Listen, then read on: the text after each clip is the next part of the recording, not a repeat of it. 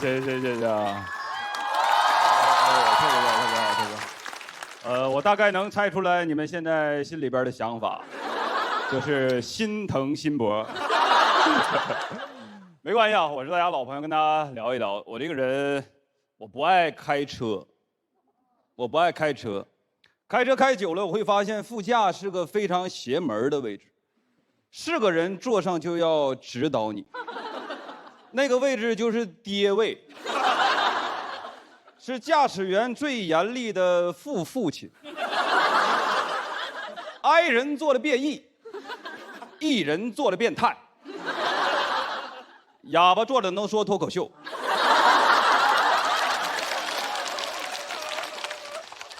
我提车是我的发小旭哥陪我去的，他车开得很好，合计他老司机嘛。万一出了什么事儿，他知道怎么辱骂对方，顺便帮我指点指点。结果全程都是对我指指点点，开着导航给我导航，导航跟他的想法一样，他就复读。前方路口右转，哎，右转。真的之前我都不知道啊，我聋。导航要跟他的想法不一样，他就会坚持。你听我的，这块我熟。然后就听导航人家说，你驶新路线，新路线远3.8公里。多个朋友多条路。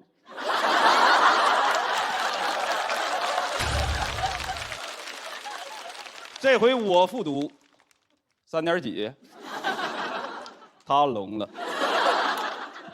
每次红灯变绿都给我嘟囔一句走。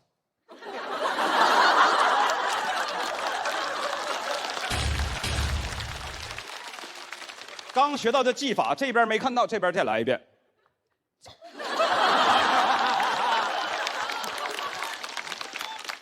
特像训狗。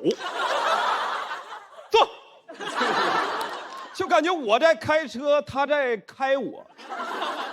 我不明白为啥老司机就是一点耐心都没有，稍微有什么事不合他的心意，上来就给你来一套虚词的词组。不是，你这，哎呀，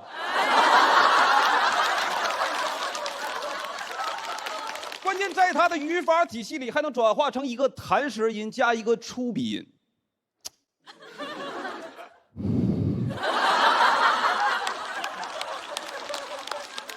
我生气了，我说要不你开，安抚我会用一套虚词倒装。哎呀，不是你这，会强行给我输出他的驾驶理论，很多都跟法律背道而驰，非让我实线变道。我说那有摄像头，他说你快点变。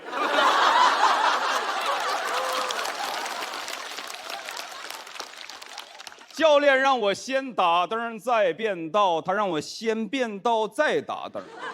你打灯就是告诉别人你要变道，那谁能让你呀？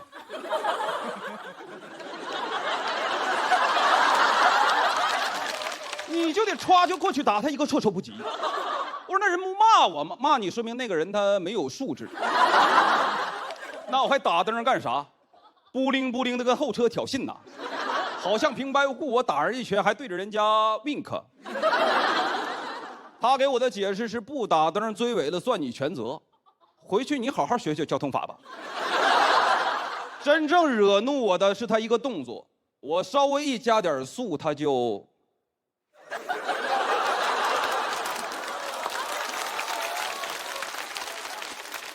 这个把手我不知道哪个天才设计的，保护作用一点没有。侮辱意味直接拉满，万一出了事故不抓这把手，还有可能留个全尸。抓了把手至少少个胳膊。它唯一的作用就是恶心开车的人。车有 A 柱有 B 柱，这个把手就是驾驶员的耻辱柱。我说怎么的？你是不相信我呀？他也不搭理我。走。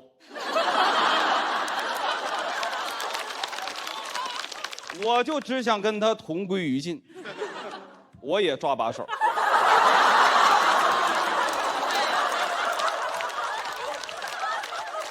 咱谁不是从新手一点一点成长起来，对吧？那天我就发誓，如果有一天我成为老司机，坐在别人的副驾上，我就睡觉。坐过之后，我的体会是，敢睡，就有机会长眠。那感觉完全不一样，对吧？就知道自己可能会死，但是不知道什么时候。我老弟拿了驾驶证，让我陪他练练，还没出停车场就蹭了别人的车头，问我咋办。走。他说哥，那有摄像头。我说那快走。你不得不给他导航，他那句话到现在为止还烙印在我的大脑里。哥，我发现这些车怎么都逆行呢？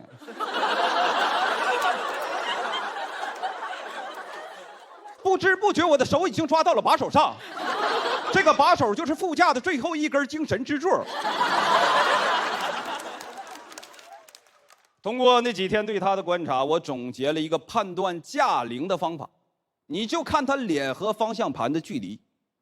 新手开车都是贴脸开，老司机完全不一样。老司机胳膊腿要是够长啊，他能一屁股坐后备箱里。老司机肯定比马斯克先实现无人驾驶，我管这个叫座位体前驱驾驶法。当然，还有一种情况会比我坐在新手副驾上更让我绝望。当这个新手是我对象啊，我对象是个东北女孩，比较强势，她很特别，特别强势。说梦话说的最多的都是你服吗？刚拿了驾驶证，张罗我们去甘南自驾。你说情侣两口子开车很容易吵架。刚才王哥也提了，有个综艺节目叫《再见爱人》，说是让快离婚的两口子出去自驾18天，听听，节目组就没憋好心呀。我看了正片里边自驾的镜头很少，放不出来，全得逼掉。我想看的都在那个行车记录仪里，你放出来的综艺都得改名，就叫《国粹巅峰对决》。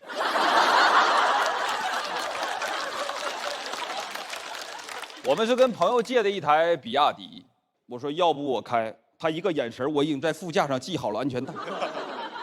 该说不说，整个人还是很规矩的，上来就按照驾校的要求逆时针绕车走了一圈，表情也极其的庄严肃穆，仿佛就在瞻仰我的遗体。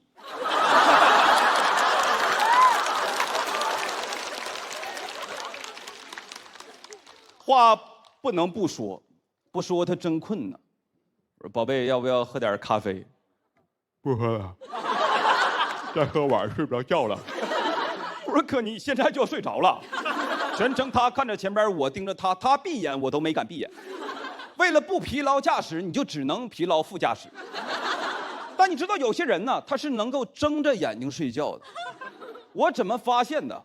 他开着开着问我：“你服吗？”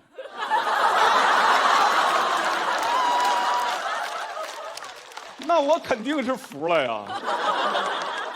但其实我没怎么害怕，因为我发现这台车搭载了比亚迪天神之眼自驾系统，敢兜底真安全。我说哦，原来开了天眼，你开吧，我睡会儿。我敢睡，难得我有个机会能够短眠。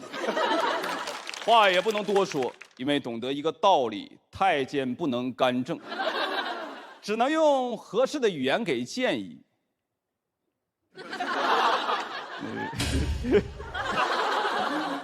前面是左转，啊，右转，都能到。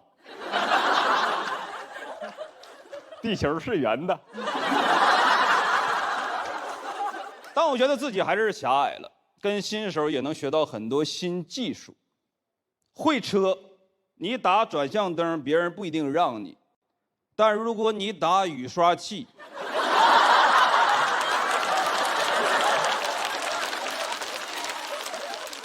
再滋点玻璃水，那就有2把刷子。那次旅行我玩的特别好，每次下车都仿佛劫后余生。活着就挺好，哪来那么多烦恼？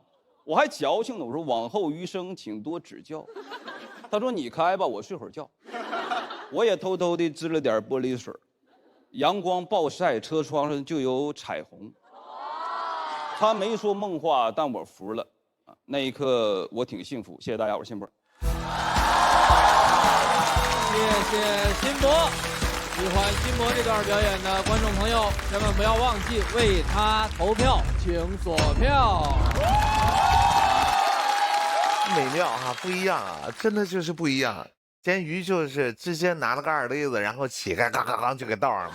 他这个就有点像调酒，他很稳，很有节奏，一步一步的，到什么阶段配一点什么酒啊，这个干的前调后调，最后还有点浪漫，还两个人之间的，而且其实也是在生活里边大家都能见到的这些，是小细节，非常好，这节奏还有各方面，就是非常喜欢。谢谢黄渤老师，哎，能接咸鱼这个场子就挺不容易的。是，而且他是这在哪儿？是文街，前面一个张飞在这啪啪啪劈了一阵子，然后上来亮一把扇子，扇两下再聊，你知道这个感受不太一样。他讲的时候，这东北话挺特别的，是一种字正腔圆的东北话。原教旨。他模仿着那故事里边其他人说话的那个口音，其实跟他正常讲的时候是不一样的。我的嗓音条件是我们厂。但我很喜欢他这个字正腔圆的东北话，我觉得是一个非常有风格的一个工具。包括我看你在台上走来走去，我都跟着你那个故事的节奏都是很符合的，我觉得确实是很成熟。对，我其实在用脚画阵啊，是一个迷魂阵啊，很厉害，很厉害。因为那个本身我跟嘻哈在这个赛段就是小组，然后我们也会相互之间取长补短，包括有些表演上的东西，我其实经常就是偷学啊。学了啥呀？就是舞台上一些动作呀，包括一些声音的调节呀，我觉得都在慢慢的去做吧。我一直是想拓展这方面自己的能力。你刚才说那个红灯转绿灯那个走，那个就特别妙，我一下就想到了我妈就那样的。你这里好多细节就会让我想到身边的很多人。其实你就说来说去，其实就开车这点事儿，但是你好多的角度，就反正就是非常惟妙惟肖的，把我们所有人脑子当中都填满了画面，特别有意思，特别好。因为我特别喜欢你描述那个方向盘，还有那个把手。对，我想跟任科说几句啊，因为我是个摇滚乐迷。OK。18年，我从深圳去广州，从一个地铁站出来，一转身就听到一个乐队的声音，我就感觉这个乐队又不摇滚又不民谣。OK。然后有一个歌声就扎到我大脑里了，就是那个你的头发是怎样被风吹乱的。哇哦，你喜欢这首歌？我其实喜欢曹操，你别怕。哇哦，他是个老乐迷，这些歌现在很少在音乐节上唱。对，因为不火嘛。